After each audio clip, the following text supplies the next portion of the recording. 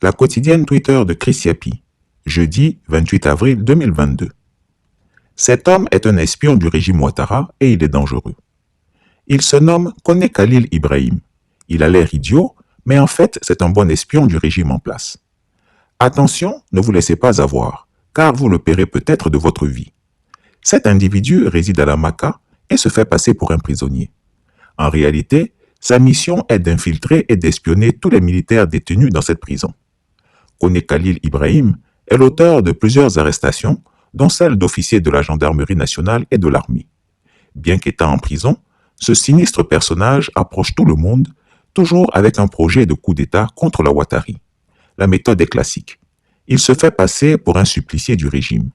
Il aguiche, piège et livre les malheureux qui ont la mauvaise idée de le suivre benoîtement dans ses délires. Chris Yapi avait déjà alerté l'opinion sur cet individu dangereux, mais il n'est pas inutile de rafraîchir les mémoires. Alassane Ouattara à la Mecque. Lorsque Chris Yapi a annoncé que le dictateur des lagunes irait à la Mecque le 25 avril 2022 pour, dit-on, un pèlerinage, mais surtout pour la préparation du braquage du pouvoir en 2025, évidemment, l'on a voulu me faire mentir. Et pourtant. Nous allons citer quelques-uns. Pour que les gens comprennent, parce que souvent, il y a des confusions. Détournement des fonds, publics ou privés. Si vous êtes détourné des fonds, ne pensez pas que vous avez désobéi à la loi de la République seulement, mais vous avez aussi désobéi aux ordres d'Allah subhanahu wa ta'ala. Le faux monnayage, c'est qui fabrique les faux billets et qui les injecte dans l'économie. Non seulement vous déstabilisez l'économie nationale, mais aussi vous encourez la colère d'Allah subhanahu wa ta'ala. Troisièmement, la manipulation des marchés publics et privés. Vous tous et vous toutes qui avez l'autorité de dire oui ou non pour attribuer un marché.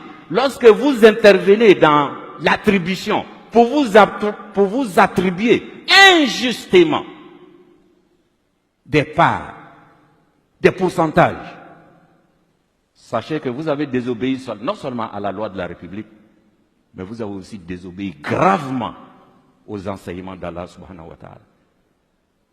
L'abus de fonction.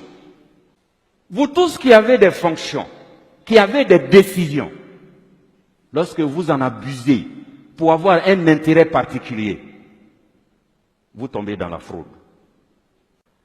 La richesse mal acquise constitue une barrière devant l'acceptation de vos œuvres que vous allez faire avec l'argent mal acquis. Vous prenez votre argent mal acquis, votre richesse, notre argent volé, vous allez à la Mecque. Dieu dit, je ne t'ai pas appelé, je ne t'accueille pas. Parce que l'argent que tu as pris pour venir n'est pas pour toi. Vous prenez l'argent sale, l'argent mal acquis, pour faire des sacrifices, en tentant ainsi un blanchiment spirituel de l'argent mal acquis. Oui, parce qu'il pense que quand il va voler 1 milliard, il va prendre 1 milliard, et dit, bon, je vais construire des mosquées, je vais faire partie des gens à la Mecque, ils vont aller prier pour moi, et puis c'est fini. La religion musulmane n'est pas ça. Il n'y a pas de blanchiment d'argent spirituel. C'est-à-dire, le fait de faire le sacrifice avec l'argent volé ne le rend pas licite pour toi. Dieu n'accepte pas. Pourquoi? Parce que Dieu dit, Allah tayyib, Dieu est pur. Il n'accepte que les choses qui sont pures. Chers frères et sœurs, il y a surtout la colère d'Allah. Dieu dit, فَإِن لَمْ تَفْعَلُوا فَأَذَنُوا بِحَرْبٍ مِّنَ اللَّهِ وَرَسُولِهِ. Il dit, si vous n'arrêtez pas la course à l'enrichissement illicite sous toutes ses formes, il dit alors recevez une déclaration de guerre de la part d'Allah et de son messager, sallallahu alayhi wa sallam. Alors imaginez-vous quand Dieu vous déclare la guerre, وَلَا يَعْلَمُ جُنُودَ رَبِّكَ إِلَّا هُوَ. Alors que personne ne connaît les soldats d'Allah, c'est lui seul.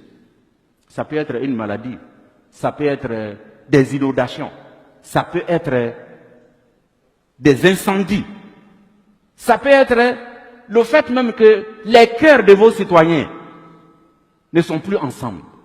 Chris Yapi ne ment pas. Retrouvez Chris Yapi sur son nouveau compte Twitter, ses 2 chaînes YouTube, sa chaîne Dailymotion, Instagram et Mediapart.